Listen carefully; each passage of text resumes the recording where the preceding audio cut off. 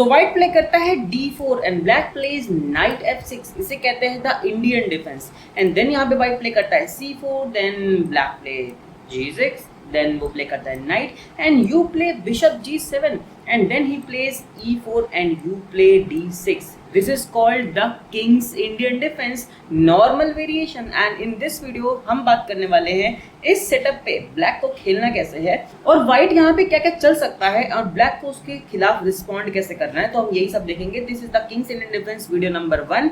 Video number 2 भी आएगी तो वो भी देखना। वीडियो नंबर 1 तो यही है जिसके अंदर हम लोग डिस्कस करेंगे क्या होगा अगर व्हाइट प्ले करेगा नाइट f3 या प्ले करेगा s3। चलो ठीक है, तो let's start this with Shubham Kumar host. चालू करते हैं ना। इस पूरे पोजीशन में पहुंचने से पहले let me tell you what is the king's Indian defence basically, why do we use it. तो अगर आपने ध्यान दिया होगा बहुत पॉपुलर ओपनिंग होती है e4, लेकिन आप e4 के सामने नाइट f6 नहीं खेल सकते। It's actually the alkene defence but still it's problematic. If you don't know the main line of Alkene defense, आप प्रॉब्लम में पड़ जाओगे। तो इट्स बेटर कि आप प्ले e5 और प्ले c6 कारोकान और प्ले c5 सिसिलियन डिफेंस और play d5 very normal Scandinavian defence. लेकिन अगर आपके सामने आता है d4 तो it's better to play knight f6, not traditional d5 because वो बहुत ट्रेडिशनल चला जाएगा। Play knight f6, it is actually a very good move. Now at this point of time guys, what can your opponent play? Your opponent will definitely play c4। It's not definitely because तुम्हारा opponent जा सकता है तो London भी जा सकता है, but London के सामने फिर निम्जो इंडियन डिफेंस बेटर काम करती है। तो इट डिपेंड्स तुम्हारा ओपोनेंट प्ले क्या कर रहा है। बट बहुत केसेस में दे प्ले c4 ओनली और तब हमारा चालू होता है main line Kings Indian defence का। लेकिन राइट नाउ ब्लैक ने अभी तक यहाँ पे डिटरमाइन नहीं किया है, ब्लैक ने डिसाइड नहीं किया है कि उसको कौन सा इंडियन डिफेंस चलना है, King's Indian, Queen's Indian, Bogo Indian defence, Nimzo Indian defence, कौन सा। तो वो डिसाइड करता है आगे मूव में। तो यू प्ले g6 बिकॉज तुम्हें बिशप कैडो करना है और द मोमेंट तुमने प्ले किया g6, अब तुम निम्जो इंडियन डिफेंस नहीं खेल सकते बिकॉज निम्जो के लिए तुम्हें e6 चलना पड़ता है, but you play j6। They develop their knight, you play a fianchetto and then they play e4 controlling in the center and you play d6 की ताकि तुम later phase में e5 का pawn break प्रमोट कर सको। तो ये है basic setup of King's Indian Defense जिसके अंदर हम देखेंगे कि आगे तुम्हें रिस्पॉन्ड कैसे करना है। Now King's Indian Defense is again a very great opening जिसके अंदर तुम दो पॉन्स, जो सेंटर में दो पॉन्स है उनका इस्तेमाल तुम कंट्रोल करने के लिए नहीं करते। सेंटर पे कंट्रोल करना ओपनिंग का रूल होता है और उस ओपनिंग का रूल को ध्यान में रखते हुए तो अपने बिशप को फिएनकेडो करते हो, ना कि अपने सेंट्रल पॉन्स का इस्तेमाल कर रहे हो। सेंट्रल पॉन का इस्तेमाल तुम सिर्फ अटैक करने के लिए करोगे। इस केस में bishop is just for controlling and attack हमारे सेंट्रल पॉन्स करेंगे। दैट्स वाई ये थोड़ी सी हाइपर मॉडर्न ओपनिंग हो जाती है बिकॉज हाँ हम बिशप से कंट्रोल कर रहे हैं, अटैक कौन से करेंगे। अब इस पॉइंट पे तुम्हारा ओपोनेंट चाहे तो प्ले कर सकता है bishop e2 defending this night. क्यों? क्योंकि हम पिन मार सकते हैं। अब पिन मारेंगे तो क्या होगा, I will tell you in later phases of this video. या वो प्ले कर सकते हैं बिशप d3। अगर उनको ये नहीं पता कि यहाँ पे नाइट पिन हो सकता है तो वो प्ले कर सकते हैं bishop d3। Let's say bishop d3 अगर आता है then you could simply play bishop to this g4 pinning this knight to the queen. अब देखो फिर से तुम्हारा ओपोनेंट प्ले कर सकता है s3 directly hitting on this bishop and तुम्हें कोई दिक्कत नहीं होनी चाहिए इस नाइट को टेक करने से। व्हाई? इट्स बिकॉज जैसे कि मैंने बोला तुम अटैक अपने सेंट्रल पॉइंट से करते हो पर कंट्रोल तुम अपने बिशप से करते हो और तुम्हारा नाइट मतलब तुम्हारा नहीं, तुम्हारे ओपोनेंट का नाइट ऑलरेडी सेंटर पे कंट्रोल कर रहा है। तो तुम्हें अगर अपना कंट्रोल बढ़ाना है तो इस नाइट को तुम्हें खत्म करना पड़ेगा। That's why you take queen takes। अब queen इस pawn को डिफेंड नहीं कर रही है, so what can you play? Simply play knight c6 hitting on this pawn क्योंकि यहाँ पे कोई डिफेंड नहीं कर रहा है। So let's say they play something like d5, तो तुम प्ले कर सकते हो knight to this d4 hitting on this queen और you will gain a tempo। Meanwhile knight को हटा देना तो फिर ये knight डिफेंड भी हो जाएगा बिशप से and then you later phase you could play c5, they go for n pass and you play this and then you just push your pawn forward। So तुम्हारा knight एक centralise knight हो जाएगा जो कि काफी stable position में है, controlling these important squares। It's perfectly fine for you।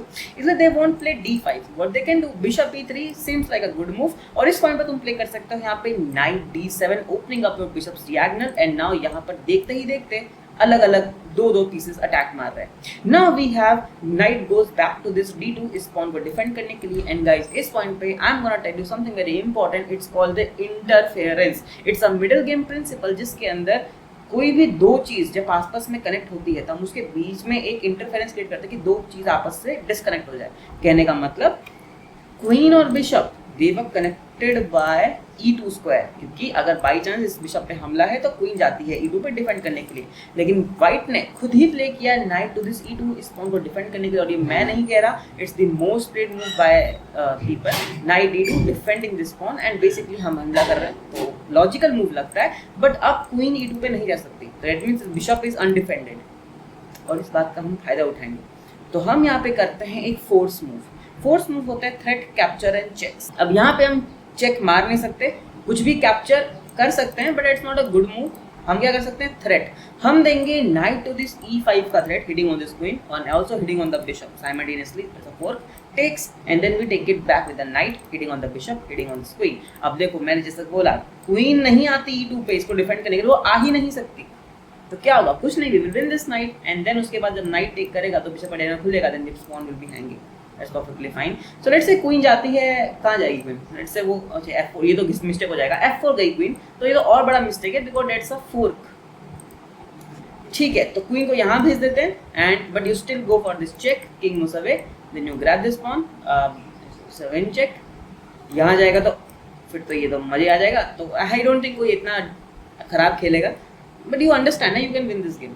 Okay, तो गाइज अब आपको समझ में आ गया होगा कि बिशप D3 और बिशप E2 में क्या डिफरेंस है। बिशप E2 बेसिकली प्रिपेयर करता है पहले से नाइट पे डिफेंस की, ताकि बिशप पिन भी करे, knight can move somewhere else and then it will be a bishop trade bishop, so that's fine. So इस कंडीशन में हमने बिशप देख लिया है, अब देखेंगे बिशप E2, तब क्या होगा, bishop G4 pinning this knight to the bishop, जो कि ये पिन नहीं है, इट्स जस्ट नॉर्मल अटैक।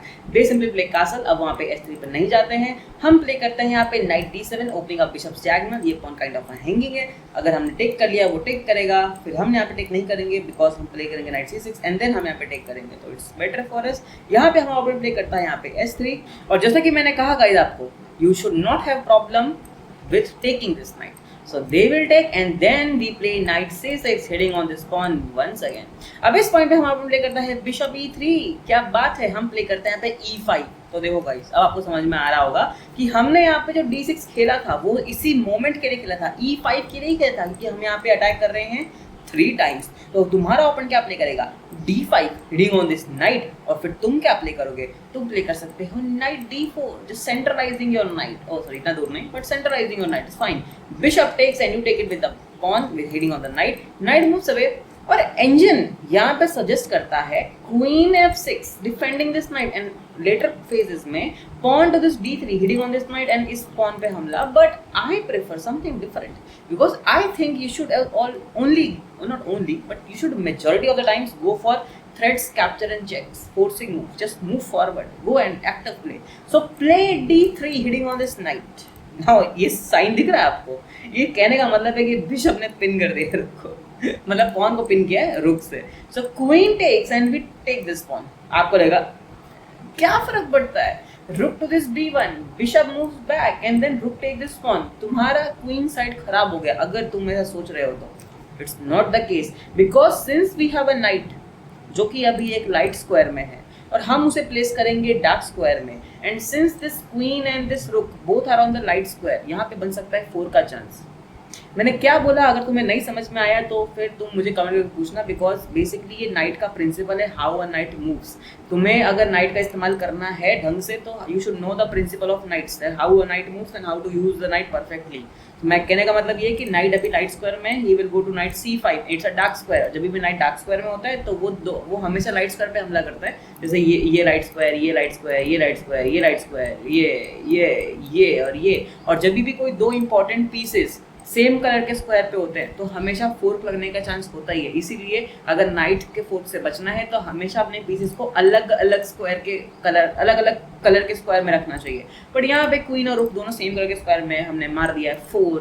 सो इस कंडीशन में क्वीन B बन जाती है, defending this rook, we take it, they take it, we play rook B8 hitting on the queen, queen यहाँ जाती है, हम फिर से हमला करते हैं, क्वीन ऊपर भाग जाती है, हम यहाँ टेक कर लेते हैं। At the end we got 1 pawn lead, that's fine, आप जीत जाओगे बिकॉज एंजन रेटिंग इज कितनी engine rating, let me check, it's -2.8, good for you. Okay guys, we are back on the starting position जहाँ पे हमने देखा था night F3। अब हम देखने वाले हैं H3। क्यों H3? अभी आपको समझ में आ गया होगा, क्योंकि किंग्स इंडियन डिफेंस में हम बहुत बार यहाँ पे बिशप G4 करते हैं नाइट को पिन करने के लिए, और नाइट को हम ट्रेड कर लेते हैं, तो ये सेंटर में थोड़ा गड़बड़ जाता है। तो व्हाइट पहले ही H3 प्ले करते हैं ताकि ओ बिशप अब आ ही नहीं सकता यहाँ पे।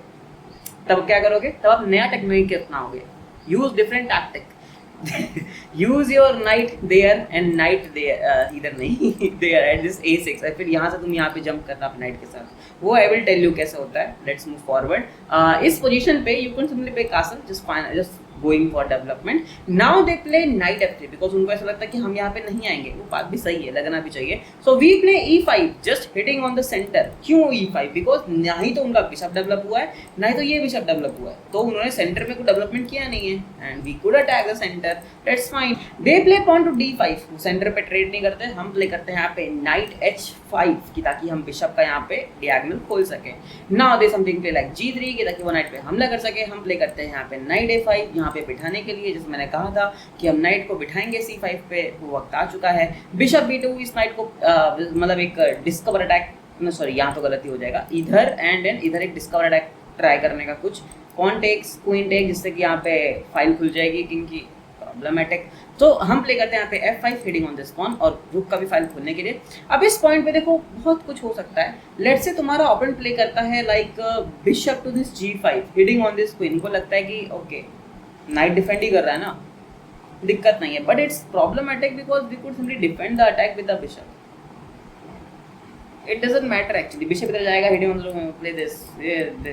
It's fine for you. You guys can win this game. मतलब win this game तो नहीं, मतलब कोई दिक्कत नहीं आएगी। उसके बाद का यहाँ पे एक और मूव है, वो है नाइट टू दिस H4। क्यों? बिशप और क्वीन दोनों ही साथ में हमला कर रहे हैं, और हम यहाँ हमला नहीं कर सकते, उनको ऐसा लगता है। बट हम क्या प्ले करते हैं? हम प्ले करते हैं पे knight to this F4 because if pawn takes we will take it back our knight hitting on this pawn, क्योंकि ये दो बार अटैक में है। मतलब हम टेक करेंगे, वो टेक करेगा, फिर भी हम टेक करेंगे। समझ में? तो this is actually good thing. इधर एक और मूव है, that's pawn takes pawn, that is kind of a good move. So what you can do, you can simply play pawn takes pawn, just you have two connected pawns, मतलब sir हाँ connected ही है, आगे जाएंगे that's will be a pawn chain, that's good. Bishop G5 hitting on this queen, and then you can simply play night back. Move सब है, इस pawn पे हमला, बिशप आके भी हमला कर सकता है, क्वीन भी हमला कर सकती है, ये तो फिर भी बेटर मूव है क्वीन को ऊपर करना, कासल करने के रूट खुल जाएगा। So you could play C6 just hitting on the centre, they play queen to D2 defending this bishop, and also just going for a kind of a queen side castle. हम play करते हैं यहाँ पे knight to this C5, they play queen side castle, और हम play करते हैं यहाँ पे pawn takes pawn, then we have knight take this pawn, pressurising this because यहाँ पे डबल कंट्रोल है। So what can we play? We could simply play knight to this E4। Now knight E4 by is a very good move because हम यहाँ पे bishop पे हमला कर रहे हैं और हम क्वीन पे भी हमला कर रहे हैं। तो हमारा अपन सोच सकता है कि चलो कोई ना, let me first take this knight. तो हम क्या करेंगे? हम प्ले करेंगे bishop takes bishop, if this occurs we will take this. तो क्वीन को मूव करना पड़ता है, and then you don't have to take this knight because this will open this thing. तो इट्स बेटर कि आप इस दो पॉन को जुड़े रहने दो, फाइल को बंद रहने दो, और instead you play something like knight to this C5 going back, controlling the important squares, and ये टेक करेगा तो यू हैव ऑप्शंस टेक करने के लिए, हर बार ज़्यादा ग्रीडी नहीं होने का, इट्स फाइन।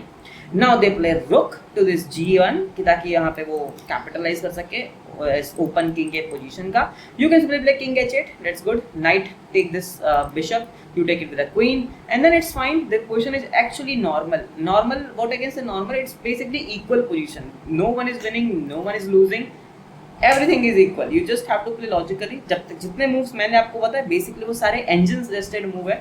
तो I told you the basic main line, जो कि basic main line यहाँ पे काम कैसे करती है, कि आखिर किंग्स इंडियन डिफेंस में आपको क्या सोच के खेलना है और कैसे खेलना है। किंग्स इंडियन डिफेंस में आपका कासल भले ही ब्रेक हो जाए, but you have adequate amount of pieces जो कि यहाँ पे काफी अच्छा कंट्रोल कर रहे हैं, and you have a very good centre also. Kings Indian defence is actually good, you can try it. इसके अलावा गाइज बेसिकली हमने तो कभी दो ही मूव डिस्कस किए हैं, इसके अलावा there are multiple moves like knight F3 के बाद और S3 के बाद there are moves like F3 and F4, ये दो मूव बाकी हैं, ये भी हमें डिस्कस करना है, जो कि हम नेक्स्ट पार्ट में करेंगे। उसके बाद आई विल टेल यू कि ग्रैंड मास्टर जब किंग्स इंडियन डिफेंस यूज करते हैं तो फिर वो कैसे खेलते हैं, वो पार्ट नंबर 3 में आएगा वो वीडियो, जिसमें आई विल टेल यू कि ग्रैंड मास्टर कैसे यूज करते हैं किंग्स इंडियन डिफेंस को। पार्ट नंबर 4 में हम क्या करेंगे, हम लोग खुद किंग्स इंडियन डिफेंस को यूज करेंगे ऐसा खेलते खेलते। पार्ट नंबर 5 के अंदर किंग्स एंड डिफेंस के और वेरिएशन और ट्रैप्स को यूज करेंगे। So it is good.